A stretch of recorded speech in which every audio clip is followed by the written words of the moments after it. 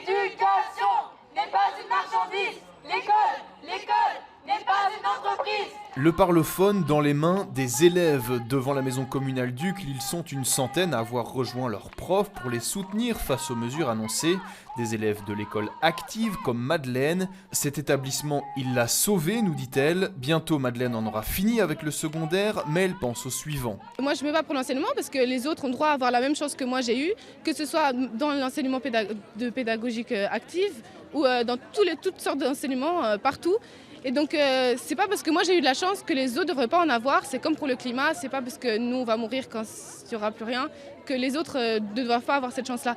Donc on se bat pour les années qui restent, pour les petits frères, pour les petites sœurs et les générations futures. Ce matin, ces élèves ont aussi bloqué leur école, les cours ont été suspendus, une action radicale mais nécessaire selon eux face à des mesures historiques. J'ai l'impression qu'on a tous remarqué que en fait, peu importe ce qu'on fait, on n'est jamais vraiment entendu, on a toujours besoin de faire plus et j'ai l'impression que pour l'instant, si on a envie d'avoir une bonne éducation dans l'avenir, on est obligé de se priver de notre éducation actuelle parce que là, dévaloriser le métier de professeur, ça ne va plus, on ne pourra plus en fait avoir d'éducation convenable avec toutes les mesures qui vont être prises. Comme dans d'autres communes, c'est l'hôtel de ville qui est visé, un relais direct entre les écoles et le politique qui doit encore voter les mesures contestées. Ce texte est voté par des députés, qu'on veut donc aussi, en étant là aujourd'hui, sensibiliser ces députés et leur demander de faire un choix conscient, de voter en leur âme et conscience. Est-ce que c'est vraiment la société qu'on veut pour demain?